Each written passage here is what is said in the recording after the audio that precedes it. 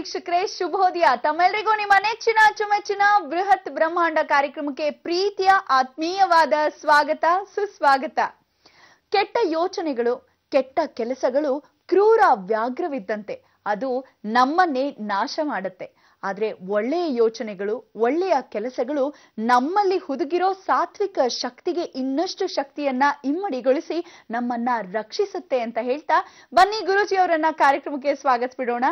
ಶ್ರೀಯುತರು ಶ್ರೀ ಸಂಪೂರ್ಣ ಸನಾತನ ಧರ್ಮ ಸಂರಕ್ಷಣಾ ಸಮಿತಿಯ ಸಂಸ್ಥಾಪಕರು ಹಾಗೂ ಶ್ರೀ ಸಂಪೂರ್ಣ ವರಮಹಾಲಕ್ಷ್ಮಿ ಮಹಾಸಂಸ್ಥಾನದ ವ್ಯವಸ್ಥಾಪಕ ನಿರ್ದೇಶಕರು, ನಮ್ಮೆಲ್ಲರ ಪ್ರೀತಿಯ ಗುರುಗಳು ಶ್ರೀ ನರೇಂದ್ರ ಬಾಬು ಶರ್ಮಾ ಗುರೂಜಿ ಅವರು. ಗುರುಜಿ ನಮಸ್ಕಾರ. ಬೃಹತ್ ಬ್ರಹ್ಮಾಂಡ ಕಾರ್ಯಕ್ರಮಕ್ಕೆ ಪ್ರೀತಿಯ ಸ್ವಾಗತ ಗುರುಜಿ. ತಮಗೆ ನಮಸ್ಕಾರ. ಗುರುಜಿ, ಇವತ್ತು ಬುಧವಾರ, ಯಾವ ವಿಶೇಷ ಮಾಹಿತಿಯನ್ನ ತಂದಿದ್ದೀರಾ ಎಂದಿನಂತೆ? ದೈವಾನುಗ್ರಹ ಭಕ್ತ ಪ್ರಿಯರೇ, ಪರಿಪೂರ್ಣವಾದ ಸ್ವಾಗತ.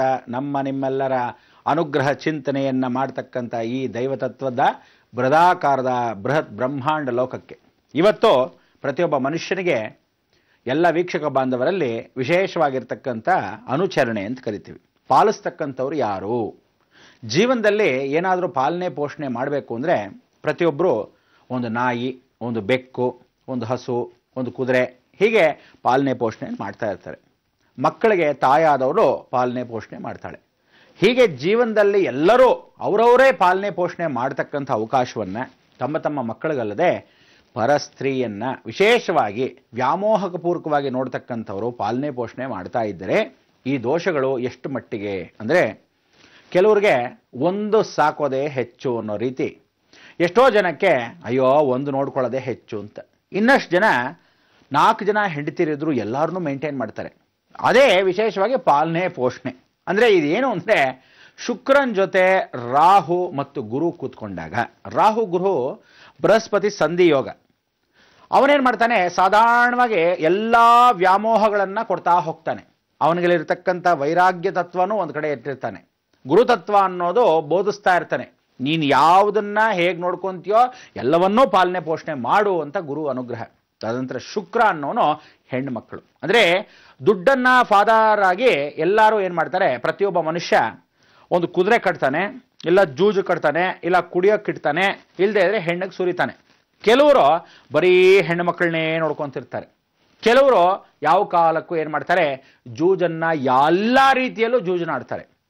ಇವತ್ತಿನ ದಿವಸ ಒಂದು ಯಾವುದೋ ಬಿಲ್ಡಿಂಗ್ ಕೊಂಡ್ಕೋಬೇಕಾ, ಜೂಜಾಡಿ ಇದು ಗೆದ್ದರೆ ಒಂದು ಚಾಲೆಂಜ್, ಆ ಚಾಲೆಂಜ್ ಮಾಡ್ಕೊಂಡು ಜೀವನ. ಇಲ್ಲ ಒಂದು ಕಾರ್ ನೋಡ್ತಾರೆ, ಆ ಕಾರ್ ನನಗೆ ಮೊದಲ ನಿನಗೆ ಮೊದಲ ಅಂತ ಚಾಲೆಂಜ್. ಆ ಹುಡುಗಿನ ನೋಡ್ತಾರೆ, ಅವಳನ್ನ ಯಾವ ಕಾಲಕ್ಕೂ ಹಿಡ್ಕೋಬೇಕಾ ಬಿಡಬೇಕಾ ಅನ್ನೋದೇ ಯೋಚನೆ. ಹೀಗೆ ನಾನಾ ರೀತಿಯಾದ ಜನಗಳು ಪಾಲನೆ ಪೋಷಣೆ ಮಾಡೋಕ್ಕೆ ಯೋಗ್ಯತೆನೂ ಸಂಪಾದನೆ ಹೇಗೆ ಮಾಡ್ತಾರೆ ಅಂದರೆ, ಶುಕ್ರ ರಾಹು ಒಟ್ಟಿಗಿದ್ದಾಗ, ಗುರುನೂ ಜೊತೆ ಕೂತ್ಕೊಂಡ್ಬಿಟ್ಟಾಗ, 3 ಗ್ರಹ ಕೂತ್ಕೊಂಡಾಗ ಪ್ರಾಣಿಗಳ ಮೇಲೆ ವ್ಯಾಮೋಹ, ಹುಡುಗಿರ ಮೇಲೆ ವ್ಯಾಮೋಹ, ಹೆಣ್ಮಕ್ಳ ಮೇಲೆ ವ್ಯಾಮೋಹ, ಪರಸ್ತ್ರೀಯ ಮೇಲೆ ವ್ಯಾಮೋಹ, ಜೀವನದಲ್ಲಿ ಎಲ್ಲದರಲ್ಲೂ ಜೂಜು. ಅಂದರೆ ಏನು, ಬಿಸ್ನೆಸ್ ಮೈಂಡೆಡ್. ಜೀವನದಲ್ಲಿ ಯಾವತ್ತು ತಿಳ್ಕೊಳ್ಳಿ, ಆಧ್ಯಾತ್ಮ ಅನ್ನೋದು ಅಂದಿನ ಕಾಲದ ಶಂಕರಾಚಾರ್ಯರ ಮುಖಾಂತರವಾಗಿ ಶೃಂಗೇರಿ ಅಂದೂ ಇತ್ತು, ಕೂಡಲೇ ಶೃಂಗೇರಿ ಅಂದೂ ಇತ್ತು, ಉಡುಪಿ ಕ್ಷೇತ್ರ ಅಂದರೂ ಇತ್ತು, ಧರ್ಮಸ್ಥಳ ಅಂದೂ ಇತ್ತು. ಧರ್ಮ ಮಾರ್ಗದಲ್ಲಿ ಇವತ್ತಿಗೂ ನಡ್ಕೊಂಡ್ಬಂದಿದೆ, ಮುಂದಕ್ಕೂ ನಡ್ಕೊಂಡು ಹೋಗ್ತಾ ಇರುತ್ತೆ. ತಿರುಪತಿ ಮಹಾಕ್ಷೇತ್ರವಾಗಿತ್ತು ಅಂದಿನ ಕಾಲದಲ್ಲೂ, ಬಾಲಾ ತ್ರಿಪುರ ಸುಂದರಿ. ತದನಂತರ ನಾವು ನೀವು ಅರ್ಥ ಬಾಳಿರ್ತಕ್ಕಂಥ ಜೀವನ ಜಗತ್ತಲ್ಲೇ ತೋರಿಸ್ಕೊಟ್ಟಿರ್ತಕ್ಕಂಥ ಕೃಷ್ಣದೇವರಾಯರು ಇದೇ ನಮ್ಮ ಕುಲದೇವರು ಅಂತ ಹೇಳಿ ತೋರಿಸ್ಕೊಟ್ಟಿರೋ ತಿರುಮಲಾಂಬ ಅನ್ನೋ ಅವಳ ಹೆಂಡತಿಯ ಹೆಸರೇ ತಿರುಮಲ ಅಂತ ಇಟ್ಟು ಆ ದೇವಾಲಯಕ್ಕೆ ಅಷ್ಟು ಭಕ್ತಿ ಭಯ ಎಲ್ಲ ಇಟ್ಕೊಂಡಿದ್ರು. ಅಂಥ ಒಂದು ಮಹಾಕ್ಷೇತ್ರವಾಗಿತ್ತು ಅಂದಿನ ಕಾಲದಲ್ಲಿ. ಅದಾದ ಮೇಲೆ ಮಂತ್ರಾಲಯದ ರಾಘವೇಂದ್ರ ಸ್ವಾಮಿಗಳೇ ಮಹನೀಯರಾಗಿರ್ತಕ್ಕಂಥವ್ರು ಅವರು ಹೋದರು. ಸೊ ಧರ್ಮ ಎಲ್ಲಿದೆ ಅಂದರೆ, ಅಂದಿನ ಕಾಲದಲ್ಲಿ ಸ್ವಯಾರ್ಜಿತವಾಗಿ ಕಷ್ಟಪಟ್ಟು ಪೀಠಗಳನ್ನು ಸ್ಥಾಪನೆ ಮಾಡಿ, ಸ್ಥಾನಗಳನ್ನು ಗೌರವದಿಂದ ನೋಡಿಕೊಂಡು, ಸ್ಥಳಾಕರ್ಷಣೆಯನ್ನು ಮಾಡಿಕೊಂಡು, ಆ ಕೇಂದ್ರದಲ್ಲಿ ಆ ಶಕ್ತಿಯನ್ನು, ಜಗತ್ಶಕ್ತಿಯನ್ನು ಎಲ್ಲ ಕಡೆ ಹುಡ್ಕೊಂಡು ಬಂದು ಶಕ್ತಿ ಅಮ್ಮನವ್ರನ್ನೇ ಸ್ವತಃ ದೇವತಾ ಶಕ್ತಿಯನ್ನು ಒಳಗಡೆ ಸೇರಿಸಿ ಇವತ್ತು ಮಹಾಕ್ಷೇತ್ರಗಳಾಗಿರ್ತಕ್ಕಂಥ ಎಷ್ಟೋ ದೇವಾಲಯಗಳಿದೆ. ತಮಿಳುನಾಡಲ್ಲಿ ಅಂಥ ರಾಜರಾಜ ಚೋಳನು ಯಾವ ಕಾಲದಲ್ಲೂ ಮಹಾತ್ಯಾಗಿ ಆಗಿರ್ತಕ್ಕಂಥವನು, ಅಂದು ಇಂದು ನಾಳೆ ಅಂತ ಯುಗಗಳೇ ಕಳೆದುಬಿಟ್ಟು ಅವರ ತಲತಲಾಂತರದಿಂದ ಬಂದಿರತಕ್ಕಂಥ ಧರ್ಮ ಶಾಸ್ತ್ರ ಸಂಪ್ರದಾಯಗಳನ್ನು ಆ ಕಾಲದಿಂದ ಕೃಷ್ಣದೇವರಾಯರು, ಚೋಳರಾಜರು, ಹೊಯ್ಸಳರು ಇವರೆಲ್ಲ ತ್ಯಾಗವನ್ನು ಮಾಡಿದ್ರು. ಬನ್ನಿ ದೇವಸ್ಥಾನ ಕಟ್ಟಿ, ಫಸ್ಟ್ ಕ್ಲಾಸ್ ಗೋಪುರಗಳು ಮಾಡಿ, ಜನಗಳಿಗೆ ಯಾವ್ಯಾವ ಕಷ್ಟ ಇದೆಯೋ ಅದಕ್ಕೆಲ್ಲ ನಿವಾರಣೆ ಆಗಲಿ ಅಂತ ಎಷ್ಟೆಷ್ಟು ದೊಡ್ಡ ದೇವಾಲಯಗಳು, ಅದೆಲ್ಲ ಈ ನಿಸ್ವಾರ್ಥ ಸೇವೆಯಿಂದ ಮಾಡಿದ್ರು. ಇವತ್ತು ದೇವರುಗಳನ್ನೇ ಮಾರೋ ವ್ಯವಸ್ಥೆ ಆಗ್ಬಿಟ್ಟಿದೆ.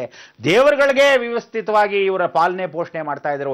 ಅಂದಿನ ಕಾಲದ ಕೆಲಸ ಇವತ್ತಿನ ಕೆಲಸ ಹಲ್ಕ ಕೆಲಸ. ಯಾಕೆ ಅಂದ್ರೆ ಬಹಳ ಜನ ಇಂಥ ಒಂದು ಘಟನೆ ನಡೆಯುತ್ತೆ ಅಂತ ವೀರಬ್ರಹ್ಮೇಂದ್ರ ಸ್ವಾಮಿ ಚರಿತ್ರೆಯಲ್ಲಿ ಬರೆದಿದ್ರು. ದೇವಾಲಯలు నశిసిపోయినా డబ్బులతో ದೇವಾಲಯలు ನಿರ್ಮಿಸ್ತಾರೋ ಅಂತ. ಡಬ್ಬುಗೋಸ್ಕರ ದೇವಾಲಯ ನಿರ್ಮಿಸ್ತಾರೋ ಅಂದ್ರೆ ಆ ಕಾಲದಲ್ಲಿ ದೇವಾಲಯಗಳು ನಶಿಸಿ ಹೋದ್ರು. ಅಂದಿನ ಕಾಲದಿಂದ ದುಡ್ಡುಗೋಸ್ಕರ ದೇವಾಲಯನ ನಿರ್ಮಾಣ ಮಾಡ್ತಾರೆ. ಆ ದುಡ್ಡಿಗೆ ಜೂಜಾಡ್ತಾರೆ ದೇವರ ಜೊತೆಗೆ. ಅಂದ್ರೆ ದೇವರುಗಳನ್ನೇ ಮಾರಾಟ, ದೇವರುಗಳನ್ನೇ ಕ್ಷೇತ್ರಗಳನ್ನ ದುಡ್ಡನ್ನ ಎತ್ತಾರೆ. ಅಂದ್ರೆ ಲೆಕ್ಕ ಹಾಕಿ, ನೀವೆಲ್ಲ ಸಣ್ಣ ಪುಟ್ಟದ್ದೆಲ್ಲ ಬಿಸ್ನೆಸ್ ಮಾಡ್ತೀರಾ, ಅವ್ರು ಕೋಟಿ ಅಲ್ಲ, ಲಕ್ಷ ಕೋಟಿಗಳಿಗೆ ವ್ಯವಸ್ಥಿತವಾಗಿ ಒಂದು ಕ್ಷೇತ್ರ ನಿರ್ಮಾಣ ಮಾಡೋದು, ಜನಗಳಿಗೆಲ್ಲ ಮಾಯಾ ಮಂತ್ರದಲ್ಲಿ ಕತೆ ಹೇಳೋದು. ಇಲ್ಲಿಂದ ನೀವುಗಳೆಲ್ಲ ಹೋಗ್ಬಿಟ್ಟು ಬಂಗಾರದ ಲಕ್ಷ್ಮಿ, ಗೋಲ್ಡನ್ ಲಕ್ಷ್ಮಿ ಎಲ್ಲಿದ್ದಾಳೆ? ಕೊಲ್ಲಾಪುರದಲ್ಲೇ ಇವತ್ತು ಬಿಟ್ಬಿಟ್ಟು ಬಂದ್ಬಿಟ್ಟು ವಿಶೇಷವಾಗಿ ಕೊಲ್ಲೂರು ಮೂಕಾಂಬಿಕೆನ ಬಿಟ್ಟು ಬಂದು ಕಾಡಿನ ಮಧ್ಯೆ ಸಮುದ್ರದ ಭಾಗದ ಹತ್ರ ಕೂತ್ಕೊಂಡ್ಬಿಟ್ಟಾಳೆ ಲಕ್ಷ್ಮಿ. ಅಲ್ಲಿ ಲಕ್ಷ್ಮಿನೇ ಇಲ್ಲ, ಬರೀ ನೋಟಕ್ಕಷ್ಟೇ ಚೆನ್ನ. ನೀವುಗಳಲ್ಲಿ ಹೋಗಿ ಪಿಕ್ನಿಕ್ ಸ್ಪಾಟ್ ಇದ್ದಂಗೆ ಫಸ್ಟ್ ಕ್ಲಾಸ್ ಆಗಿ ಬಂಗಾರ ನೋಡ್ಕೊಂಡ್ಬರ್ತೀರ. ನಾವು ಸ್ವತಃ ಹೋಗಿ ನೋಡಿದಾಗ ಗೊತ್ತಾಯ್ತು ನಿಜವಾದ ಕ್ಷೇತ್ರವೇ ಅಲ್ಲ. ಆದರೆ ಪಕ್ಕದಲ್ಲೇ ಪುಟಾಣಿ ದೇವಸ್ಥಾನ, ಮೂಲ ದೇವಸ್ಥಾನ, ಅಮ್ಮನವರು ಇವತ್ತಿಗೂ ಸಾಕ್ಷಿ ರೂಪ ಇದೆ. ಯಾರೂ ಅಲ್ಲಿ ಹೋಗಲ್ಲ. ಯಾಕೆಂದ್ರೆ ಆ ಕಾಲದಿಂದ ಈ ಕಾಲದವರೆಗೂ ಇವ್ರೇನ್ ಮಾಡಿದ್ದಾರೆ, ಕನ್ವರ್ಷನ್ ಮಾಡಿ ದುಡ್ಡುಗಳನ್ನ ತಂದು ಇವತ್ತು ಜನಗಳಿಗೆ ಮೋಡಿ ಮಾಡಿದ್ರೆ ನೀವೆಲ್ಲ ಹೋಗಿ ಕೋಟಿ ಸುರಿತಾ ಇದ್ದೀರ. ಪುಟ್ಟಬರ್ತಿ ಸಾಯಿಬಾಬಾ ಅವ್ರು ಏನ್ ಮಾಡಿದ್ರು, ಆ ಕಾಲದಿಂದ ಎಷ್ಟು ಜನ ಇವತ್ತು ಭಕ್ತಾದಿಗಳಾದ್ರು ಅಂದ್ರು. 300 ಕೋಟಿಗೆ ನೀರಾವರಿಯನ್ನ ಮಾಡಿದ್ರು. ಎಷ್ಟು ಜಗತ್ತಲ್ಲಿ ಇವತ್ತಿನ ದಿವಸ ಉಚಿತ ಅಂತ ಹೇಳಿ ನೀವುಗಳ ಹಾಸ್ಪಿಟಲ್ನ ನೋಡಿದ್ದೀರಾ ಯಾವತ್ತಾದ್ರೂ? ಇದುವರ ತನಕ ಹಾಸ್ಪಿಟಲ್ ಬಿಲ್ ಇಲ್ಲದೆ ಇರೋ ಹಾಸ್ಪಿಟಲ್ ಏಕೈಕವಾಗಿರೋದು ಪುಟ್ಟಬರ್ತಿ ಅನ್ನೋದು ಪರಿಪೂರ್ಣವಾಗಿ ಮನಸ್ಫೂರ್ತಿಯಾಗಿ ಹೇಳ್ಬೋದು. ನಿಜಕ್ಕೂ ಗುರುಜಿ, ಎಂತ ವಿಷಾದದ ಸಂಗತಿ ಇದು. ದೇವಸ್ಥಾನಗಳು, ದೇವಾಲಯಗಳು ಒಂದು ರೀತಿ ವ್ಯಾಪಾರದ ಕೇಂದ್ರವಾಗ್ಬಿಟ್ಟಿದೆ. ನೀವು ಹೇಳ್ದಂತೆ ದೇವರನ್ನ ಮುಂದಿಟ್ಕೊಂಡು ದುಡ್ಡು ಮಾಡೋರೆ ಹೆಚ್ಚಾಗ್ಬಿಟ್ಟಿದ್ದಾರೆ. ಆದ್ರೆ ನೀವು ಮೂಢರಾಗ್ಬೇಡ್ರಿ, ಮೂಢ ನಂಬಿಕೆಗೆ ಬಲಿಯಾಗ್ಬೇಡಿ ಅಂತ ಹೇಳಿದ್ದೀರಾ.